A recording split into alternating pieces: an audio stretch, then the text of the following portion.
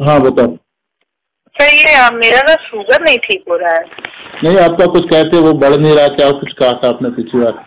Haemoglobin. हाँ, कमजोरी लग रही है, वजन भी। हीमोग्लोबिन तो सर ठीक हो, मतलब ठीक क्या 0.5 बढ़ गया 2 हफ्ते में। 0.5? हाँ बस। और भी कुछ था आपका, शायद कैल्शियम था, वो भी कम था। Vitamin D. हाँ हाँ। वो नहीं चेक करवाया तो उन्होंने कहा था कि ये जो है कि बार बार नहीं चेक कराने की जरूरत है। हाँ, तो वो देते हैं, दवाइयाँ दे रहे हैं। हाँ, दवाइयाँ वही चल रही है सर। और शुगर बढ़ा हुआ था पिछली बार भी, इस बार भी वो बढ़ा ही हुआ है। अच्छा। वो नहीं कम हो रहा है, मतलब पता नहीं क्यों। बराबर ही है एग्जैक्टली? नहीं सर, बल्कि बढ़ी है। तो वो कह रही कि डायबिटीज वाले को दिखाओ। मैं डायबिटीज वाले को दिखाना नहीं चाह रही। आप दवाई पकड़ा देगा। 7-8 घंटे सोना शुरू करो ना। 8 घंटे सोते नहीं हो? हाँ, तो हो तो नहीं पाता, नींद ही नहीं आती रात में। आते आते नींद आती, जाके हम बेड पे चले जाते हैं 8 बजे। हाँ। मैक्सिमम 9 बजे। हाँ। लेकिन नींद आते आते करवट बदलते बदलते 12 बज जाते हैं। बार बार एक्चुअली एक टाइम पे बार बार यूरिन जाना पड़ता है, फिर नींद टूट जाती है। इसीलिए तो ये चीजें खराब हो रही है ना, लिवर की गर्मी बढ़ रही है। लिवर की तो क्या करें, इसमें तो जाना ही पड़ता है, यूरिन तो जाना ही पड़ता है। नींद क्यों नहीं आती आपको 12 बजे 8 बजे? यूरिन बार बार जाना पड़ता है ना सर। नहीं, 8 बजे सो के आपको फिर बार बार यूरिन जाना पड़ता है, तो नींद आती ही नहीं तब तक, जब तक जाते रहो, जब तक पूरी तरीके से हम खाली ना हो जाए तब तक जाना ही पड़ता है हमको। अच्छा। हाँ, और फिर वो नींद नहीं आती, बार बार टूटती रहती है नींद। और एकदम आराम से सोते हैं हम, मुश्किल से होते होते हो जाता है 12-1 बज जाता है। हाँ। उसके बाद हम 4-5 घंटे नहीं उठते थे। ये क्योंकि ये तो इसी नींद नहीं आती है तो बॉडी में हीट बढ़ जाती है ना, फिर उससे समस्याएं आती है। हाँ, तो यही सब कुछ रीजन तो है। यही है कि आप हीट कम करने वाली डाइट लेना शुरू कर लो, जैसे वेजिटेबल्स, फ्रूट्स वगैरह कुछ होते हैं ठंडे आइटम। सर वो ले रहे हैं, वही ले रहे हैं सर। हमने शुगर बिल्कुल बंद कर रखा है, एकदम नहीं, कुछ नहीं ले रहे हैं, ना शुगर ले रहे हैं, ना गुड़ ले रहे हैं, कुछ नहीं ले रहे हैं, मिठाई भी नहीं, बिल्कुल छू रहे हैं। अच्छा। फिर भी कुछ नहीं हो रहा है। नहीं, वेजिटेबल्स वगैरह ज्यादा खाओ ना, जिससे ठंडक बॉडी में बढ़े। सर वो सब खा रही हूँ, पालक वगैरह, मेथी वगैरह। नहीं, पालक मेथी ठंडे थोड़ी होते हैं, मेथी इतने गर्म होते हैं। तो क्या करें सर, क्योंकि आयरन भी तो बढ़ाना है। नहीं, उससे कुछ नहीं होगा। आयरन तो बढ़ाना है, इससे नहीं बढ़ेगा। आयरन तो आयरन के कैप्सूल से बढ़ेगा। मेथी तो आप बताइए सर, मेथी तो बहुत ज्यादा गर्म है। हाँ वो तो है, मेथी का वो खाते हैं साग, वो गर्म ही तो है। वो तो बहुत ज्यादा गर्म है, उससे तो बहुत ज्यादा बढ़ जाएगा सब कुछ आपका, वो नहीं खाओ। क्या खाए सर बताइए? आप ठंडी करने की चीजें खानी होती हैं, जैसे फ्रूट्स होते हैं। आप फ्रूट्स ले रही हूँ। हाँ, और सब्जी एप्पल ले रही हूँ, अनार ले रही हूँ। हाँ ठीक है। सब्जी में तो आप कुछ भी खाओ ना, तो ये हरी पत्ते वाली मत खाओ। आप खानी तो पालक खा सकते हो, पालक। ठीक है, पालक ही सिर्फ खाती हूँ। ओनली पालक खा सकती हो, या मेथी को क्या कहते हैं, मतलब मेथी नहीं खानी बिल्कुल भी। अच्छा। ये खराब करेगी बहुत ज्यादा। सरसों कल तो फिर डाइजेशन प्रॉब्लम हो गई। पालक से बना सकती हो। अच्छा, ठीक है। और मूली ले सकती हूँ? हाँ, मूली ले सकते हो।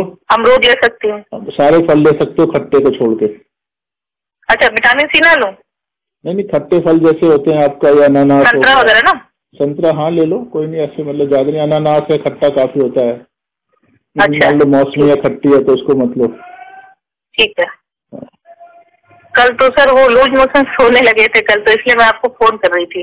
नहीं, उस समय मैं था नहीं ना यहाँ पे। हाँ, मुझे लगा कि आप शायद गए होंगे, मंदिर जाते ना। नहीं, मंदिर नहीं ना, सेमिनार में गया हुआ था हफ्ते भर से मैं। अच्छा, ओके। नहीं सर, मैसेज नहीं आया था। अच्छा, आपको इसीलिए नहीं करा होगा ना, क्योंकि हाँ, मैसेज नहीं आया था। भाई यहाँ आते हैं ना घर पे दवाई लेने, उनको करता हूँ मैं। आप लोग तो जब भी आओगे फोन करके ही आओगे। अच्छा। हाँ, इसलिए फोन वालों को नहीं करता हूँ मैं। नहीं, मुझे लग तो गया था कि कुछ तो है, नहीं तो आपका फोन जरूर आ जाता है पलट के। तो कल मैंने सब पल्सा टिला के ले लिया था, जब से 7-8 बार जाना पड़ा। इन चीजों से नींद में कोई टेंशन होगी आपको ना कुछ तो लाइफ में। सर टेंशन यही है कि मैं अभी भी अकेले ही मैनेज कर रही, बड़ी परेशान हो गई हूँ। हाँ। और तो कोई टेंशन नहीं है अकेले रहने से। हाँ, मतलब ये तो बाहर ही रहता है मेरे हस्बैंड ज्यादा। आपको अकेलापन महसूस होता है या मेहनत ज्यादा करनी पड़ रही है? नहीं सर, मेहनत तो उतनी ज्यादा नहीं है। हाँ। मुझे ये लगता है मेरे को केयर नहीं करने के लिए, किसी को मेरी केयर ही नहीं है। किसी को क्या मालूम, मेरे पति को केयर नहीं है। तो मतलब आप मेरा सारा रिपोर्ट गड़बड़ है, फिर भी कोई चिंता नहीं है। नहीं तो आप क्या चाहती है कि वो छोड़ के यहाँ जाए, काम छोड़ के? नहीं मतलब इस टाइम पे तो यहाँ रहे, क्योंकि सर अभी तो ये टाइम चल रहा है कि कभी भी जाना पड़ सकता है हॉस्पिटल। अच्छा, फाइनल आ गया टाइम आपका? हाँ, लगभग बासी आ गया है, 8वां चल रहा है। तो फिर आपको फाइनल कभी भी जाना पड़ेगा, तो कैसे जाओगे आप? तो वही सर, यही सब रहता है ना कि इस टाइम पे भी आप नहीं आ सकते हो। वो तो सर मैं मैनेज करती आई हूँ, कर लूंगी, बहुत सारे लोगों को दोस्त बना रखा है। हाँ। लेकिन फिर भी नीड होता है ना कि एक जिस पर्सन को ये काम करना चाहिए वो पर्सन होना चाहिए पास। ये वाली चीज हमेशा दिमाग में रहती है। हाँ, मतलब ये है बस। मतलब मैंने दुनिया का कोई काम कर लेती हूँ, ऐसा मेरे साथ कोई दिक्कत नहीं है, करती आई हूँ आज तक। हाँ। मुझे किसी की जरूरत नहीं पड़ती नॉर्मली। पर इस टाइम पर लगता है कि हाँ, जिसको काम करना चाहिए उसको साथ में होना चाहिए। ये नहीं, काम करना चाहिए का मतलब ये हो गया ना कि आप मतलब आप ये दिमाग में रहता है। हाँ, तो वही है ना, फिर आपको भी लगता है ना कि जॉब छोड़ के आ जाओ, कोई बात नहीं, जो भी बिजनेस है वगैरह जो भी है तो उसको छोड़ के हमारे पास रहो। ऐसे टाइम पे तो सब रहने का लगता है कि इस टाइम तो रहो। हाँ, इस टाइम तो लगता है कि इस टाइम तो रहना ही चाहिए। नहीं, वो रहना ही क्यों चाहिए? मतलब आप ऐसा कह मैं कर लेती हूँ सब कुछ, इमोशनली आपको लगता है? इमोशनल अटैचमेंट होता है ना, क्योंकि हर जगह जहाँ भी जाओ अल्ट्रासाउंड के लिए वो हस्बैंड को पूछते हैं। हाँ। इस चीजों के लिए भी सारी चीजें जितने फॉर्म भरे जाएंगे हर जगह हस्बैंड का ही रहता है। हाँ हाँ। नहीं तो उसमें आपको क्या लगता है जो हस्बैंड का रहता है कि वो मतलब इंसल्ट सी लगती है?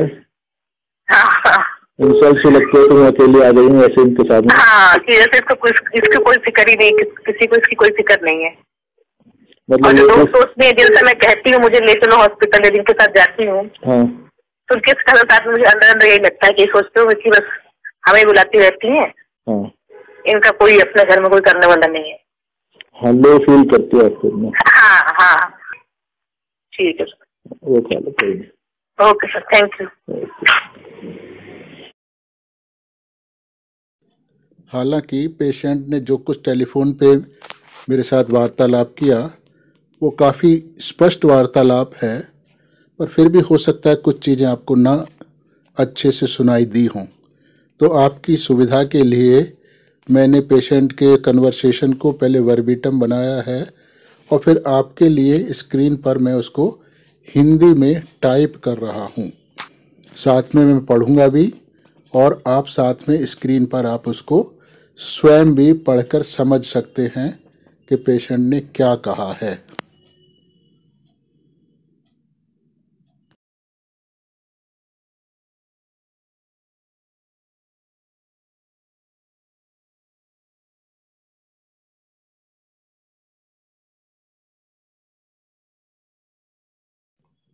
यह लगभग 35 वर्षीय गर्भवती महिला का केस है। इस महिला का 8 वर्ष का एक बेटा है। इसका पति अपने व्यापार के कारण दूसरे राज्य में रहता है, परंतु समय समय पर आता रहता है। इनमें आपस में कोई भी लड़ाई झगड़ा नहीं है। यह महिला किसी सरकारी विभाग में अफसर है। इसका एक बहुत करीबी रिश्तेदार एक विख्यात होम्योपैथ है, परंतु वह भी मुझसे काफ़ी प्रभावित है, इसलिए उसने अनेकों रोगियों के मेरे पास इलाज के लिए भेजा है और मुझे बताते हुए हर्ष हो रहा है कि उन सभी को मेरे इलाज से लाभ हुआ है। इस महिला को भी उन्होंने ही मेरे पास इलाज के लिए भेजा है। पहले इसके बेटे का इलाज चल रहा था, जो कि स्वभाव से बहुत ज़्यादा जिद्दी और शरारती था, परंतु मेरे इलाज के बाद वह एक अच्छा बच्चा बन गया है। इन्हीं कारणों से ये महिला भी मेरा बहुत ज़्यादा सम्मान करती है और आवश्यकता पड़ने पर मुझसे इलाज लेती रहती है।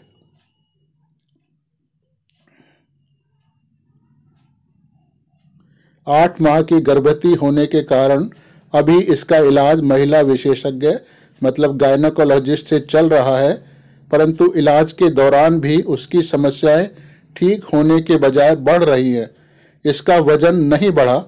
इसके कैल्शियम और हीमोग्लोबिन की मात्रा भी काफ़ी घट गई है, जबकि यह डॉक्टर के द्वारा दी गई सभी दवाइयों का नियमित रूप से सेवन भी कर रही है।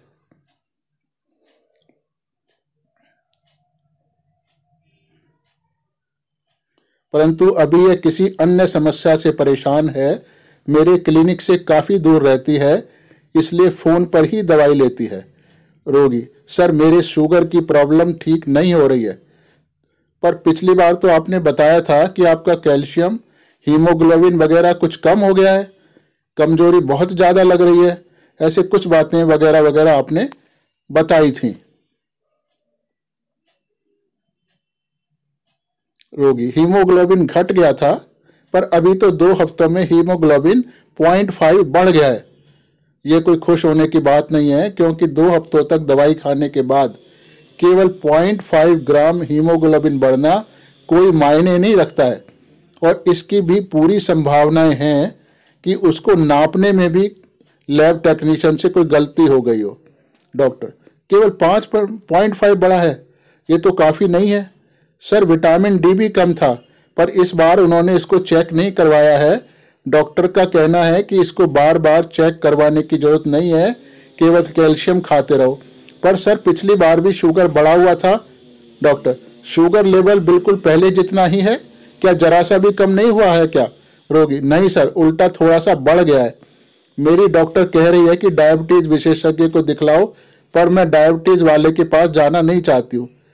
आप 7 से 8 घंटे तक सोना शुरू कर दो तो आपकी सारी समस्याएं ठीक हो जाएंगी। सर, नींद ही नहीं आती। वैसे तो सोने के लिए रात को 8 बजे ही मैं बिस्तर पर चली जाती हूँ, परंतु करवट बदलते बदलते रात के 12 बज जाते हैं, और एक्चुअली मेरा ऐसा समय है कि मुझको बार बार पेशाब जाना पड़ता है। असलियत में कम सोने से लिवर में गर्मी बढ़ जाती है, जिस कारण से डायबिटीज आदि की अनेकों समस्याएं पैदा हो जाती है। सर मैं क्या कर सकती हूँ? डॉक्टर: आपको 12 बजे तक भी नींद क्यों नहीं आती? यूरिन सर यूरिन बार बार जाना पड़ता है ना, इसी वजह से नींद टूट जाती है। जब तक मेरा यूरिनरी ब्लैडर पूरी तरह से खाली ना हो जाए, तब तक तो यूरिन जाते ही रहना पड़ता है, तो फिर नींद टूट जाती है। ऐसा करते करते रात के 12 तो बज ही जाते हैं। उसके बाद हम 4-5 घंटे तक सो पाते हैं। तो इन सब कारणों से आपके लिवर में गर्मी बहुत ज़्यादा बढ़ गई है। इसीलिए बीमारियों को ठीक करने के लिए आपको गर्मी कम करने की ठंडी दवाइयाँ या खाना पीना शुरू करना पड़ेगा। रोगी: हाँ सर, हम वही सब कुछ खा रहे हैं, और हमने शुगर, गुड़ या हर तरह की मिठाई वगैरह सब कुछ पूरी तरह से बंद कर रखा है, फिर भी कुछ नहीं हो पा रहा है। आप वेजिटेबल ज़्यादा मात्रा में खाओ, जिससे आपका हीमोग्लोबिन वगैरह सब कुछ बढ़ने लगे। सर, मैं तो सब कुछ खा ही रही हूँ, पालक, मेथी वगैरह। मेथी तो बहुत ज्यादा गर्मी बढ़ाती है, तो फिर सर क्या करें? लेना तो पड़ता ही है ना, क्योंकि हमको अपना हीमोग्लोबिन भी तो बढ़ाना है ना। सर, मैं इसीलिए तो मेथी खा ही रही हूँ। ऐसा करने से तो नहीं बढ़ेगा, हीमोग्लोबिन तो आयरन खाने से ही बढ़ेगा, इसलिए आपको सब्जियां खानी ही होंगी। तो फिर किस चीज से बढ़ेगा? मेथी तो बहुत ज्यादा गर्म होती है, ऐसे तो सब कुछ ज्यादा खराब हो जाएगा। सर, आप ही बताइए कि क्या करें?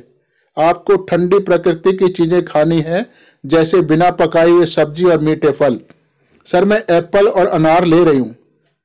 तो आप सब्जियों में कुछ भी खाओ, पर मतलब कि हरे पत्तीदार सब्जी खाओ, उसमें खट्टा या तीखा नहीं डालना चाहिए, बस मेथी।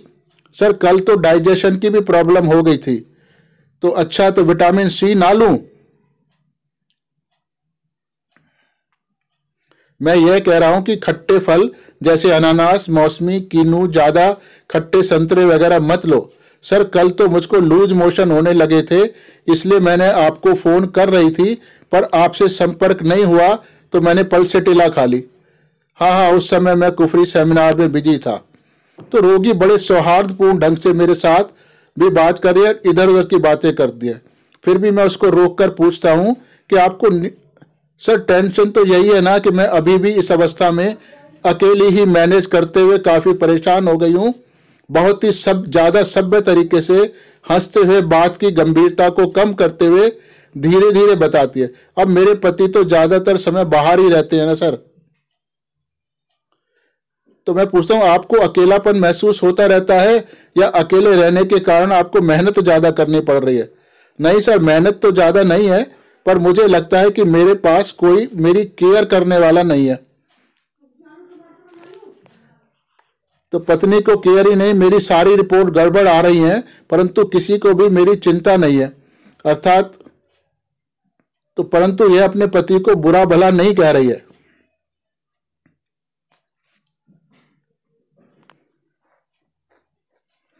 ये बहुत ही डिग्निफाइड कैरेक्टर है इसका, और इसकी सास भी कई महीने तक इसके साथ रहने के पश्चात अपने घर वापस चली गई है। तो मैं सोचता हूं कि क्या वो धंधा बंद करके आपके पास आ जाए। वो एकदम कहती नहीं नहीं सर, इस समय तो उनको मेरे पास होना ही चाहिए, क्योंकि अभी तो ऐसा समय चल रहा है कि कभी भी अस्पताल भागना पड़ सकता है। मेरा 8वां महीना चल रहा है। मैं पूछता हूँ, अगर आपको अचानक अस्पताल जाना पड़ने लगा तो फिर आप अकेले कैसे जाओगी? सर वही तो है ना सर, यही तो दिक्कत है ना कि ऐसे समय पर भी आप नहीं आ सकते हो घर पे। सर वो तो ठीक है, मैं मैनेज कर लूंगी। आज तक भी तो मैं अकेले ही सब कुछ मैनेज करती आई हूँ, क्योंकि मैंने यहाँ पर बहुत से दोस्त बना रखे हैं। सर बात यह है कि उम्मीद होती है ना, जिस इंसान को जो काम करना चाहिए उसी को वो काम करना चाहिए, उसी को मेरे पास इस वक्त होना चाहिए। यह मेरे सारे सवालों के जवाब गुस्से में नहीं दे रही है, बल्कि बहुत ही सभ्य और डिग्निफाइड तरीके से दे रही है। तो कहीं पर भी पति को बुला भला नहीं कर रही है। सर ये बात तो मेरे दिमाग में हमेशा बनी रहती है। तो वैसे तो दुनिया का कोई भी काम ऐसा नहीं है जो मैं ना कर सकूं, मैं सब कुछ कर सकती हूं। इसको लिया एक्सक्लूसिव टू, अर्थात ये स्वयं को कोई विशेष, सभी अन्य महिलाओं से भिन्न और शक्तिशाली महिला समझती है। परंतु यह महिला समझती है कि यह दुनिया का कोई भी काम कर सकती है। इसकी यही सोच इसको अन्य महिलाओं से भिन्न बनाती है। और आजकल तो मैं अकेले ही दुनिया का हर काम करती आई हूं, पर मुझे लगता है कि जिसको इस समय यहाँ होना चाहिए उसको होना चाहिए। तो आपको लगता है कि वो सब काम धंधा छोड़ के आ जाएं? हाँ सर, इस समय तो उनको यहाँ होना ही चाहिए। ऐसा तो मुझको लगता ही रहता है।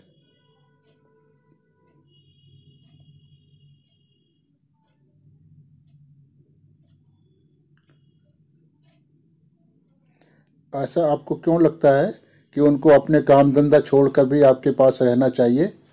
क्या आपके ऊपर काम का बोझ ज़्यादा है, या आपको उनके भावनात्मक सहारे की ज़रूरत महसूस हो रही है? क्योंकि एक तरफ तो आप कह रही हो कि दुनिया का हर काम, सर इमोशनल सहारे की ज़रूरत लगती है, क्योंकि पति से एक अटैचमेंट होता है ना। क्योंकि कहीं पर भी जाओ पति की ज़रूरत पड़ती ही है। अगर अल्ट्रासाउंड कराने जाओ तो वहाँ पर डॉक्टर लोग हर चीज़ के बारे में तो पूछते हैं कि फॉर्म पर पति के साइन वगैरह करने जरूरी होते हैं, तो पूछते हैं कि आपका पति कहाँ है। तो इस बात को पूछे जाने पर आपको क्या लगता है, क्या इंसल्ट महसूस होती है? तो बड़ी गरिमा में हंसी के साथ जवाब देती है, हाँ सर, बहुत शर्मिंदा सा महसूस करती हूँ, क्योंकि सबके मन में एक ही फीलिंग तो आती होगी, जैसे तो इसका कोई है ही नहीं, या फिर किसी को भी इसकी कोई परवाह ही नहीं है। तो मतलब कि जैसे तो वह परिवार के लिए एक फालतू की चीज है, मतलब कि वह दूसरों की निगाह में अपने लिए तरस देखती है। तो रूब्रिक्स हैं, delusion, ratchet she looks when looking in a mirror, sadness alone when, sadness, pregnancy in, weeping pitied. और जिस महिला के साथ मैं अस्पताल जाती हूँ उस वक्त मैं मन ही मन यह सोचती रहती हूँ कि यह महिला मेरे बारे में क्या सोचती होगी कि इसका अपने परिवार में इसकी देखभाल करने वाला कोई है ही नहीं। रूब्रिक है, weeping pitted, he believes he is pitted. तो अपने आप को दूसरों की निगाह में बड़ा लो फील करती है, जैसे तो वो लोग आप पर दया करके ऐसा काम आपके लिए कर रहे हैं। इसका रूब्रिक है, indignation, ratchet and pitted he she is. अभी मैं इसको दवाई का नाम बताता हूँ कि आप नेट्रम्योर खा लो। अच्छा सर, मेरे पास नेट्रम्योर 30 है, मैं वही खा लेती हूँ, धन्यवाद सर। रूब्रिक है, grief condition about his, vanity, dignified, exclusive to. ये 4 रूब्रिक से हमने नेट्रम्योर इस लेडी को प्रिस्क्राइब करी थी। तो ये केस को समझने के लिए बहुत सारे रूब्रिक दिए हैं, मैं इनको पढ़ देता हूँ। Elements from anger with indignation, element from embarrassment, element from indignation, despair, pregnancy during, dignified, emotions predominated by intellect, exclusive to, grief condition about his, grief deception from, independent, lack of independence, indignation, vanity, the quality of people who have too much pride in their own appearance, abilities, achievement, etc.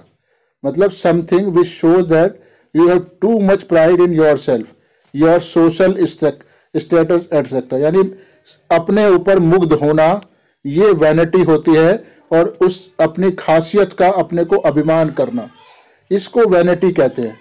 कि जैसे पता नहीं मैं कितना अच्छा हूं, कितना सुंदर हूं, कितना हायर पोस्ट पे हूं, तो उसका घमंड होना, उसको एंजॉय करना, उस पोजीशन को घमंड के साथ अपने मन ही मन, वो वैनिटी होती है।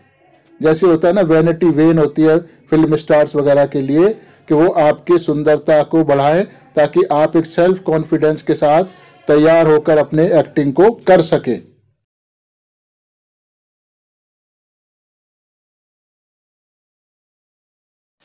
Grief condition about his vanity, dignified, exclusive too.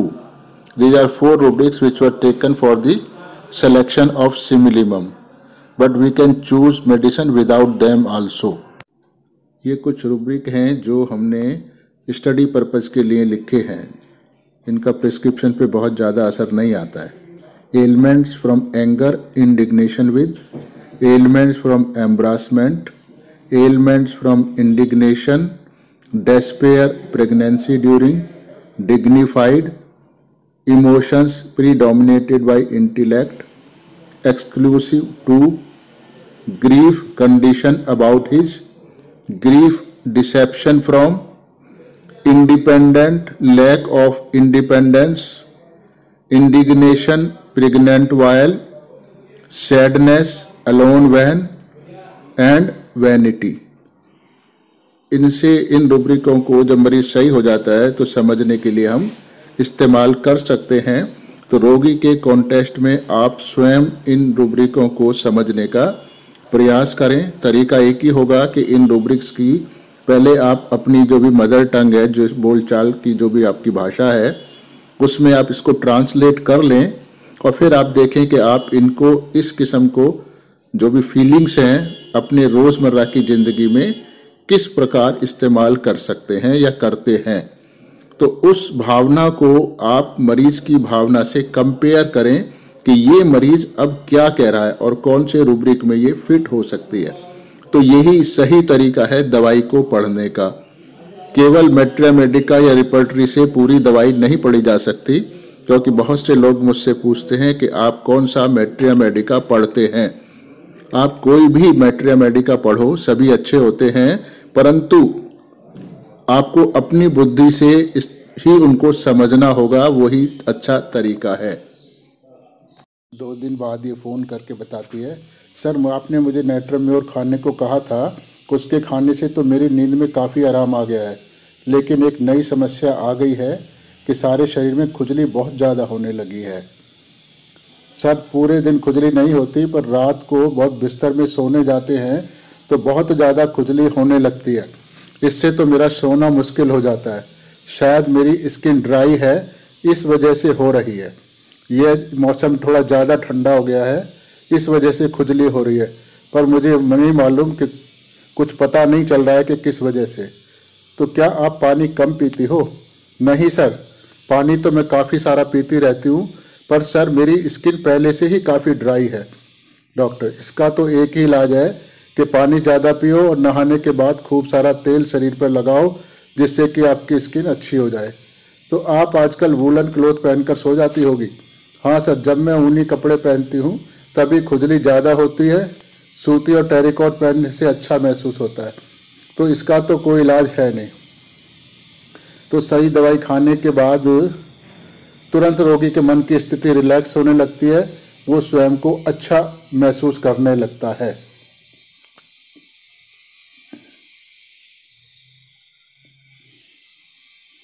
चाहे यह अच्छेपन का एहसास कुछ मिनटों तक रहे अथवा कई महीनों तक बना रहे।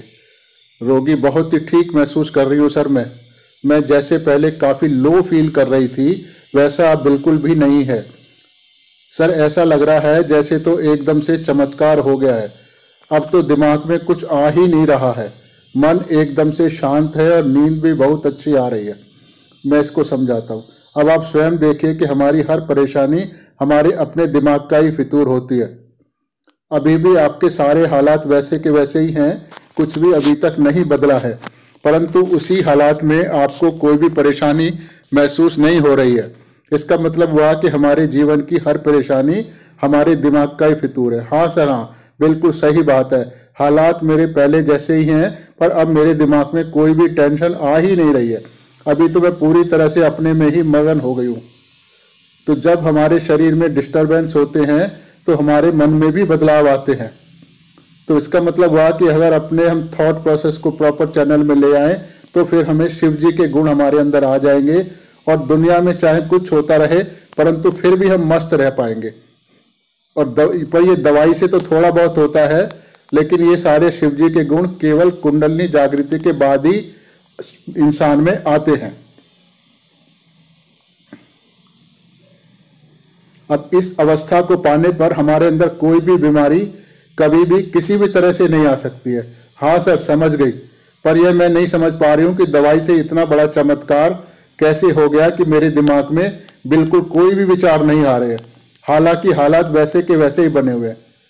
यह सब कुछ तो टेम्परेरी है। काफी कुछ तो अपनी इच्छा शक्ति से भी हम विचारों को कुछ देर तक रोक सकते हैं, परंतु निर्विचार यानी थॉटलेस अवेयरनेस की स्थायी अवस्था तो कुंडलिनी जागृति के बाद ही संभव होती है। सर, आपकी दवाई से तो उतना बड़ा चमत्कार हो गया कि उसी दिन से मैं जरा सा भी नहीं सोच रही हूँ।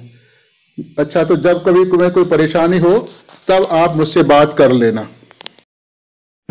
तो ये मेरे को जो दवाई दी थी आपने, क्या दिया था मुझे याद नहीं। हाँ, उससे तो मुझे मतलब इसमें नींद में आराम हो गया, नींद में, लेकिन हाँ हाँ हाँ, लेकिन दिक्कत दूसरी आने लगी अभी। क्या? पूरे शरीर में दिन भर नहीं होती है, रात में जब सोने जाते हैं तब पूरे शरीर में इतनी खुजली होती है, सोना मुश्किल हो जाता है। अच्छा। हाँ, शायद ड्राइनेस की वजह से, मौसम चेंज हुआ है, किस वजह से। तो पानी नहीं पी रहे हो क्या? कम पी रहे हो क्या? पानी तो सब पी रही हूँ। अच्छा। लेकिन मेरी स्किन है, ड्राई है स्किन मेरी। ड्राई है?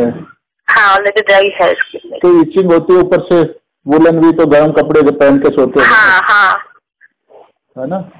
हाँ, वुलन कपड़े पहनती तभी, दिन में टेरिकॉट पहनती हूँ तब नहीं होती है। हाँ, वो समस्या यही है ना। अभी ये तो दिक्कत काफी दिन बनी रहेगी। इसका तो यही है कि ऑयलिंग करो अच्छे से। अच्छा, बस वही है ना? और तो इसमें कुछ बीमारी तो है नहीं? नहीं, बीमारी तो नहीं है सर, ये ड्राई स्किन इतने परेशान रहते हैं। मेंटली मतलब तुम कैसी हो? मेंटली सर मेरे को दिन से मैं बहुत ठीक फील कर रही हूँ, मतलब जैसे इतना लो फील कर रही थी। लो कर रही थी ना, मेरे पास तो होना चाहिए, ये वो पता नहीं क्या कर रही है। वो सब कुछ सर ऐसा लग रहा है चमत्कार हो गया, बिल्कुल दिमाग में आ ही नहीं रहा है। सब दिमाग में नहीं आ रहा ना? ठीक है, नहीं आ रहा, बिल्कुल नहीं आ रहा है, तो नींद भी अच्छी आई। अब आप ये देखो, हमारे अपने दिमाग के फितूर होते ना सारे। हाँ, ये तो है। हालात तो जैसे थे वैसे ही है ना, आज भी वैसे अभी भी है, सही बात है। हाँ, पर अभी हम उतने दुखी नहीं हो रहे हैं। नहीं सर, मुझे कुछ का ध्यान ही नहीं है अब। नहीं है ना? तो अब मैं अपने मगन हो गई। तो इस तरह जब बॉडी में डिस्टरबेंस आता है तो माइंड में भी आता है ये सारा। अगर हम अपने थॉट प्रोसेस को एक प्रॉपर वे चैनल में ले जाए ना, जो शिव जी के गुण है हमारे, तो फिर हमारे को कोई बीमारी किसी भी तरीके से नहीं आ सकती। समझे? हाँ, लेकिन सिर्फ दवाई से कैसे चमत्कार होता है? तो दवाई से थोड़ा टेम्परेरी होता है ना, बाकी कुछ आप अपने उससे भी तो कर सकते हो ना, अपनी थॉट प्रोसेस को कुछ तो कंट्रोल कर ही सकते हो ना। दवाई से तो होता ही है, लेकिन इस टाइम पे इतना हार्मोनल इम्बैलेंस होता है ना, हाँ, कि जैसे कुछ टाइम तक ठीक रहता है, धीरे धीरे फिर इम्बैलेंस होना शुरू होता है, जब तो अपने आप चिड़चिड़ापन, गुस्सा, हाँ होता है, पर थोड़ा सा उसको होने लग जाता है एकदम। अपने माइंड को थोड़ा सा समझा के भी बहुत सारी चीजें अब अपने दिमाग को काबू में लाते ही है ना कुछ तो। हाँ, यही इससे तो चमत्कार हो गया। मतलब उस दिन मैं ली, उसके बाद से मेरे दिमाग से बिल्कुल गायब हो गई थी और बहुत नॉर्मल फील करने लगी। चलो बढ़िया, कोई दिक्कत हो तो बता देना सर। ठीक है sir. Okay okay sir, thank you. Welcome.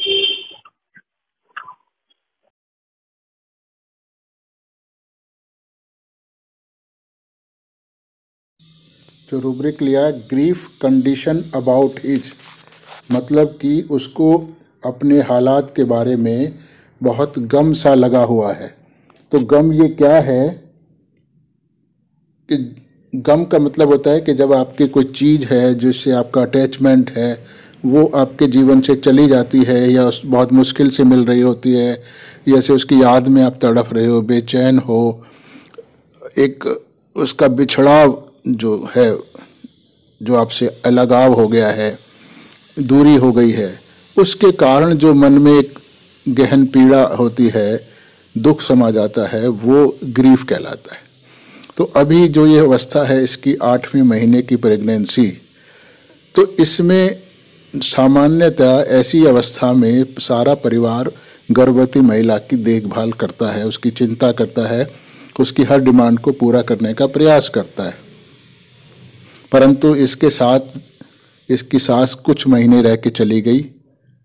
उस समय इसको कुछ सहारा था, परंतु इसका पति जो बाहर है, घर से बाहर यानी राज्य से भी बाहर है, तो अब इसको लग रहा है कि मेरी ये क्या हालत है, मेरा पति वहाँ है, करने वाला कोई है नहीं, इस अवस्था में सारे रिपोर्ट मेरी खराब हो रहे हैं, तो मेरे को तो कोई देखने वाला है नहीं। तो जो ये हालात इसके साथ बन गए हैं, वो इसके दिल को एक किस्म से जैसे बैठा रहे हैं, बहुत दुखी महसूस कर रही है, परेशान महसूस कर रही है। तो इसलिए इसको लिया गया था ग्रीफ कंडीशन। कंडीशन माने जो वर्तमान में इसके हालात बन गए हैं, उन हालातों को लेके ये ग्रीफ में है, यानी उससे बाहर आना चाहती है, पर हालात ऐसे हैं कि उसको बाहर आने की कोई पॉसिबिलिटी है नहीं, इसलिए ये रूब्रिक लिया गया है। इसी में दूसरी दवाई भी है, स्टेफिस-गेरिया, उसमें ये रूब्रिक भी काफ़ी अच्छे से होता है, पर वहाँ दूसरे ढंग से होता है कि जैसे कि इंसान ईमानदार आदमी है, डिग्निफाइड आदमी है, पर उसके हालात कुछ ऐसे बन गए हैं कि उनके उस हालात में उसको एक इनडिग्निफाइड जीवन जीना पड़ रहा है, जो उसकी शान के हिसाब से, सोच के हिसाब से ऊंचे दर्जे का जीवन होता है, अब वो ना हो कि एक छोटे दर्जे का जीवन उसको जीना पड़ रहा है।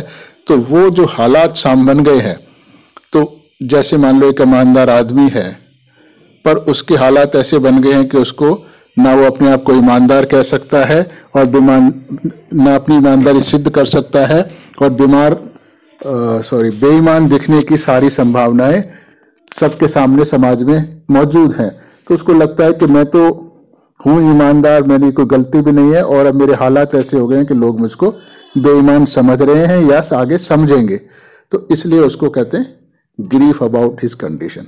अब ये एक डिग्निफाइड महिला है, तो इसको अब अनडिग्निफाइड जीवन जीना पड़ रहा है इस हालात की वजह से, तो ये इसको ग्रीफ दे रहा है। दूसरा रूब्रिक जो हमने लिया है वो है वैनिटी। वैनिटी का मतलब होता है कि अपनी एक शान उसको समझना, यानी इंसान की अपनी निगाहों में बहुत ऊंची वैल्यू है, चाहे वो जैसे कि बहुत सुंदरता है, उसको लगता है मैं बड़ी सुंदर हूँ। तो जब लगता है कि मैं बड़ी सुंदर हूँ, तो आपने देखा होगा कि जब शादी पार्टी इधर उधर जैसे जाते हैं, तो लोग, कुछ महिलाएं हैं, कुछ पुरुष है, वो अपने आप को एक अकड़ के, एक तन के बड़े स्टाइल में खड़े होते हैं, और बात भी बड़े मटक के, जैसे कहना चाहिए स्टाइलिश अंदाज में कर रहे होते हैं। तो वो इसलिए होता है कि वो अपने आप को बहुत ही ऊंचे किस्म का इंसान उस वक्त बहुत सुंदर, बहुत डिग्निफाइड समझ रहे होते हैं, और लोगों से ज़्यादा अच्छा समझ रहे होते हैं। तो वो उनकी वैनिटी होती है। तो वैनिटी अपनी किसी क्वालिटी को लेकर अपने ऊपर प्राइड करना, ना कि दूसरों को बेइज्जत करना या दूसरों को छोटा समझना, वो नहीं होता है, पर उनमें अपनी शान होना जरूरी है, अपनी निगाह में कि मैं अच्छे से दिख रही हूँ। अब ये महिला है, ये भी काफ़ी वैनिटी है, क्योंकि एक महिला है तो जो सामान्य जितनी भी महिलाएं होती हैं, सब में कुछ बेसिक गुण होते हैं, उनकी क्वालिटी होती है, इंसानों की, पुरुषों की अपनी क्वालिटी होती है, बच्चों की अपनी क्वालिटी होती है, तो ऑलमोस्ट सब में वो यूनिफॉर्म क्वालिटीज होती है। परंतु ये जो महिला है, इसके दिमाग में तो एक ऐसा है कि ये उन महिलाओं से कुछ अलग है, क्योंकि ये सब कुछ कर सकती है, तो ये उसके साथ जुड़ा हुआ, यानी और महिलाओं से काफ़ी ये श्रेष्ठ है। तो ये श्रेष्ठता का जो गुण है, कैपेसिटी का जो गुण है, इसने इसको अपनी निगाह में ऊंचा उठाया हुआ है। तो ये आज तक पति की कोई परवाह कर नहीं रही थी ना, ये तो अब 1 हफ्ते 10 दिन से करने लगी है, जब से इसका सारी ब्लड टेस्ट रिपोर्ट खराब आई है, तब से थोड़ा मनोबल गिरा है, परंतु अभी तक तो ये अपने आप को वैनिटी में ही रखे हुए थी। नेक्स्ट रूब्रिक है डिग्निफाइड। डिग्निफाइड का मतलब होता है कि एक जो गरिमा में व्यक्ति होता है, यानी वो जिसको हम कहते हैं कि छोटी हरकत, टुच्ची हरकत, घटिया हरकत, ये ऐसा कुछ नहीं कर पाता है। तो इसलिए समझिए इसमें एक शान होती है अपनी निगाह में।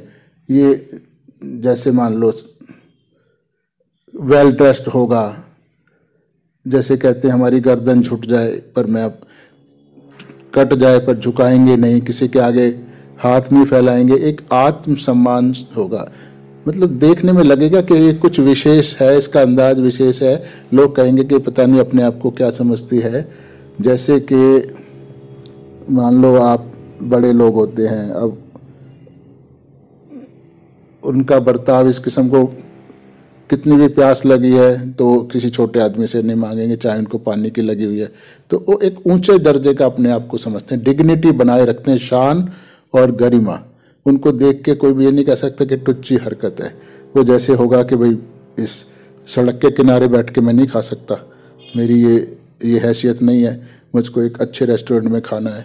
उसको वेटर से कोई भी ये नहीं कहेगा भाई 2 बार और सांभर डाल दे मेरे अंदर, तो उसमें एक डिग्निटी, तो वो कहेगा भाई अच्छा 1 प्लेट ले आओ, तो उसको खरीद के खा लेगा। तो एक ऊंची शान उसकी होती है। तो वो रिप्रेजेंटेशन जो होता है सबसे अलग होता है। वो अपने दुखों को कभी भी बाहर नहीं दिखाएगा, क्योंकि बाहर दुखों को बाहर दिखाना, अपनी कमजोरियों को बाहर दिखाना, किसी से बार्गेनिंग करना, ये एक लो लेवल का समझा जाता है। तो इसीलिए इसको, पर ये जो महिला है ये अब हालात बिल्कुल खराब हैं इसके, क्योंकि अब बिल्कुल गर्भवती महिला 8 महीने की को अकेले रहना, तो वो काफ़ी परेशानी वाला काम होता है। तो ऐसे में इसको, ऐसी महिला नॉर्मली तो सबके सामने हाथ फैलाती रहेगी, भाई तू मेरी मदद कर दे, तू मेरी कर दे, घबराती रहेगी, दुखी होती रहेगी। लोगों को पता लग जाएगा भाई अकेली है। अब घर में अकेली का मतलब है कि ये अकेली में डिपेंडेंट है, जिसको मदद की ज़रूरत है। पर ये महिला इसको पड़ोसन से अगर ये मदद मांग रही है तो ये उससे, इसने दोस्ती का हाथ बढ़ा लिया है, ताकि उसके सामने ऐसा ना लगे कि भाई मुझे तेरी ज़रूरत है। तो अब तो ये है कि भाई दोस्ती के नाते में उसको बुला लेती है और वो ले जाती है, जबकि प्रॉपर वो दोस्ती नहीं है जो दिल से होती है। तो ये झुकना ना पड़े, लो ना फील करना पड़े, इसलिए वो इस किस्म का कैरेक्टर शो कर रही है कि मैं बहुत ही ऊंचे दर्जे की हूँ, मुझे तेरी वैसी आवश्यकता नहीं है, पर असलियत में तो है, पर वो दिखाना नहीं चाहती है कि मैं।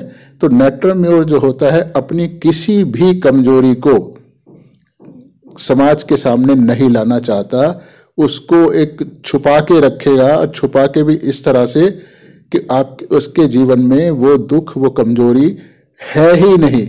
उसको ओवरकम करने के लिए विभिन्न प्रकार की कुछ एक्टिंग करेगा, कुछ पोस्चर्स बनाएगा, कुछ ऐसे दिखाएगा कि वो ठीक है, परेशान नहीं है। जैसे अब ये दिखा रही है कि मैं मतलब इतना ज़्यादा डिपेंडेंट नहीं हूँ अपनी पड़ोसन के प्रति, पर अंदर से तो इसको लग रहा है कि डिपेंडेंट हूँ और पति को साथ होना चाहिए। अब जैसे मान लो अब वहाँ जाती है, ये हॉस्पिटल जाती है, अल्ट्रासाउंड कराती है, तो वहाँ नॉर्मली जो भी सिस्टम है हमारे समाज का, उसमें यही देखा जाता है कि भाई पति साइन करे या कोई ऐसा जिम्मेवार व्यक्ति साइन करे। खालिस गर्भवती महिला के साइन करने से जो भी फॉर्म वार्म होते हैं उस पर उतना ज़्यादा भरोसा नहीं किया जाता है।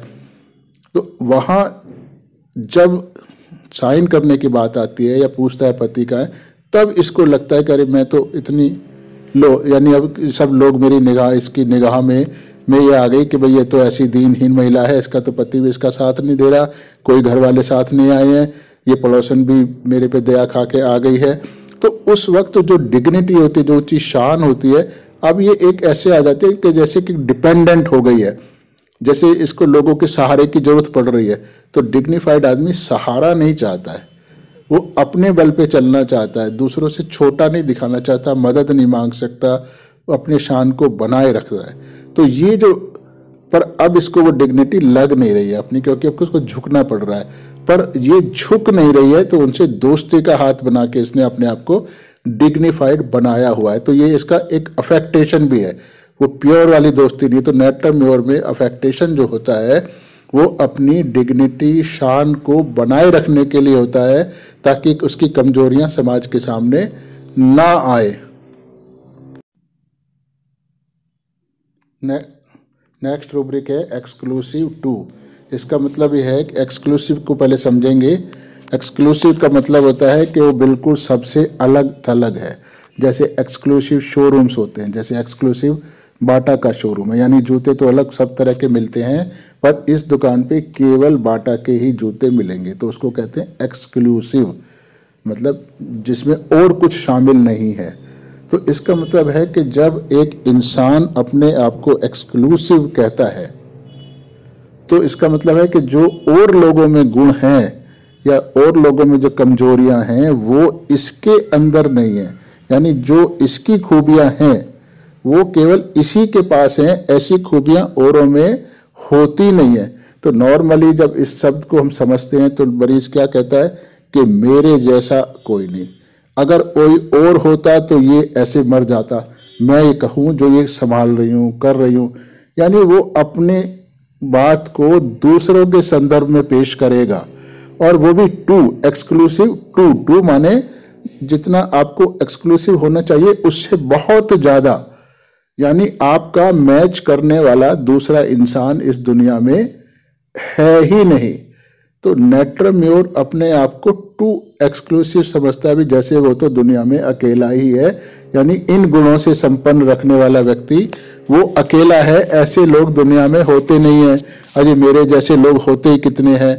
तो अब ये जो महिला है ये भी अपने आप को विशेष ही समझती है। क्यों? ये बार बार कह रही है कि वैसे तो मुझे किसी की जरूरत पड़ती नहीं है, जबकि मैं आज तक करती ही आई हूं, आगे भी मैनेज कर लूंगी, अभी भी मैनेज कर लूंगी।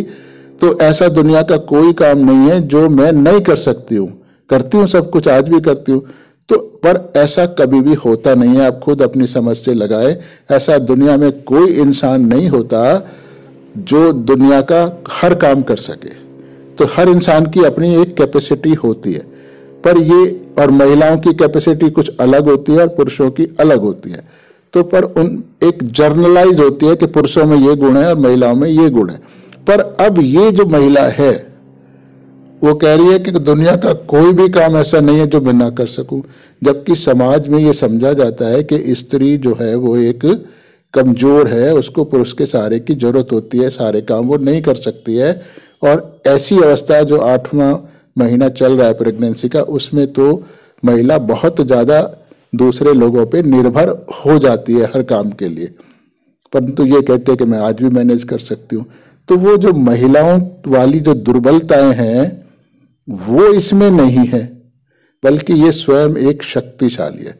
तो ये हुआ एक्सक्लूसिवनेस, विशेष आदमी, विशेष इंसान जिसमें विशेष गुण है जो कि उसी कैटेगरी के दूसरे लोगों में नहीं होती है।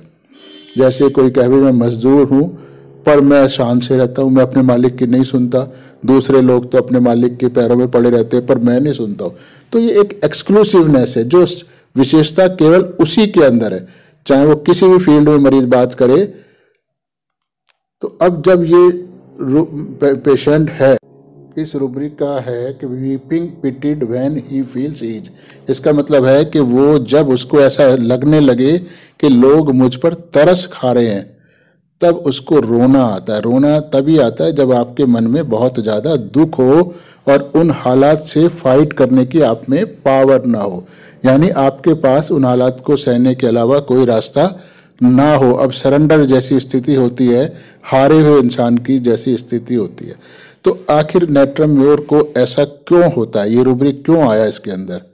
एक इंसान जो अपने आप को बहुत ऊंचे दर्जे का अपनी निगाहों में समझता है, चाहे दूसरे लोग उसको कितना भी टुच्चा समझ रहे हैं, पर वो अपनी निगाह में बहुत ही ऊंचे दर्जे का इंसान है, डिग्निफाइड है, तो एक अपनी एक शान है और उस शान को वो हमेशा बनाए रखना चाहता है।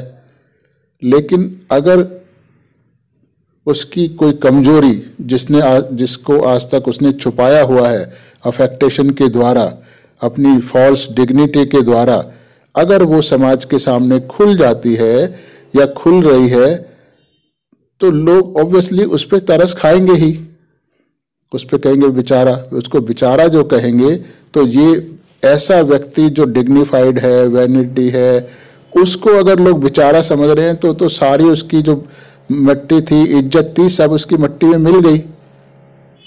तो इसलिए वो फिर दुखी होता है बहुत ज़्यादा, मन ही मन कि ये क्या हो गया।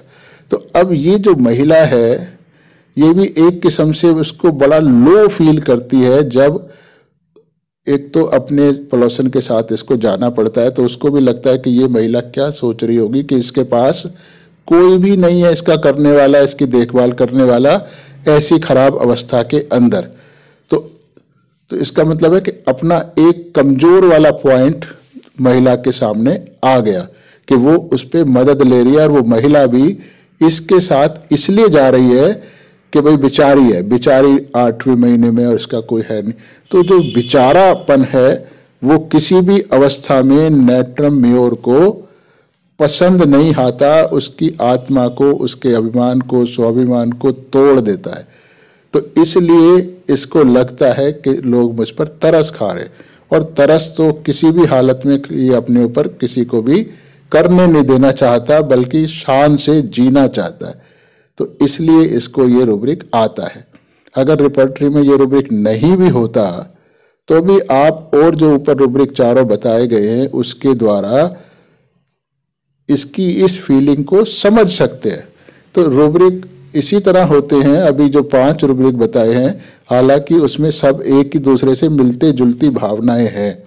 तो अब कोई और जो अध्ययन कर रहा होगा इस दवाई का या रूब्रिकों का, तो वो कुछ अपने परिवेश में, अपने दिमाग की सोच के हिसाब से कोई नया रूब्रिक गढ़ लेगा। उस नए सेंटेंस की, नए रूब्रिक की भावना इन्हीं सारे रूब्रिकों से मिलती जुलती होगी, पर उसका कहने का अंदाज निराला होगा। तो इसका मतलब ये नहीं हुआ कि वो 5 रूब्रिक बन गए नेट्रम मेयोर के। तो नेट्रम मेयोर के 5 रूब्रिक नहीं बने, पर उन लोगों ने 5 अलग अलग अंदाजों में उसी भावना को व्यक्त किया है कि नेट्रम मेयोर बहुत डिग्निफाइड होता है, अपनी निगाह में उसकी बहुत इज्जत होती है, और किसी भी हालत में वो अपने किसी भी कमजोरी को समाज के सामने लाना नहीं चाहता। अगर किसी वजह से उसको लगे कि ये कमजोरी समाज के सामने आ रही है तो बहुत ही ज्यादा अपने आप को लो फील करता है, शर्मिंदा फील करता है, और वो शर्मिंदगी वाली अवस्था ही उसके लिए रोने जैसी स्थिति है। तो ये अब एक रूब्रिक नेट्रम मेयोर में होता है कि can not urinate in the public place. तो पब्लिक प्लेस में तो वैसे भी जब हम पेशाब करते हैं तो उसके आसपास कुछ और दूसरे लोग भी उस पब्लिक टॉयलेट को यूज कर रहे होते हैं हमारे साथ ही, यह करने की संभावना होती है, या दूसरे लोग कि अभी पीछे लाइन में लगे हुए कि आप हटो तो दूसरा लगे। तो उस अवस्था में इतना एम्बेरेस्ड होता है नेट्रम मेयोर रोगी कि उसका यूरिन नहीं उतरता, तो ये और ज्यादा होता है। तो यानी वो जो छोटा सा वीकनेस है कि यूरिन औरों के मुकाबले में आधा सेकंड, 1 सेकंड, 2 सेकंड थोड़ा लेट आता है या स्लो आता है, या ज्यादा देर इसको खड़े रहना पड़ता है, तो वो कमजोरी जैसा फील होती है, क्योंकि वो वैनिटी की बात नहीं है। तो इसलिए ये उस कमजोरी को छुपाने के लिए पब्लिक प्लेस में यूरिनेट नहीं करता है। तो सेम फीलिंग जो ऊपर बताई गई थी वो भी इस रूब्रिक के द्वारा बिल्कुल क्लैरिफाई होती है, जस्टिफाई होती है, दोनों मैचिंग लगती है। तो पहले 4 थे उसी भावना को बताने के लिए, अब ये यूरिन वाला रूब्रिक जुड़ने से 5 हो गए, पर फीलिंग तो हर केस में एक ही रही। तो इसलिए हमें रूब्रिकों से नहीं घबराना चाहिए, उन रूब्रिकों की सूक्ष्मता कि वो क्या कह रहे हैं, उन रूब्रिक का मतलब सूक्ष्म क्या है, उसको समझना चाहिए। तो उसके हिसाब से हजारों लाखों मरीजों का बर्ताव जो होगा वो अलग अलग होता है। तो उनमें से तुरंत आप समझ जाओगे कि ये नेट्रम मेयोर है, अगर आपने इस बेसिक नेचर को समझ लिया। तो अगर नहीं समझ पाओगे तो फिर आप रूब्रिक के सहारे चलोगे तो वो मैकेनिकल हो जाता है, उसमें गलतियां होने की संभावना बहुत ज्यादा होती है। तो अभी जो ये वीडियो मैंने आपको दिखाया है कि एक तो टेलीफोन की रिकॉर्ड्स का मैंने डाला ताकि आपकी मरीज की भाषा को आप हूबहूब कर सको, आपको लिख के दिया, फिर रूब्रिक एक्सप्लेनेशन दिया, तो इससे नेट्रोम्योर का वैसे तो ये संपूर्ण पिक्चर आपको यहाँ से मिल गई है, परंतु हर बार मैटरिया मेडिका और रिपर्टरी के बाकी रूब्रिक भी पढ़ें ताकि आपको और ज़्यादा रूब्रिकों की और समझ आ सके।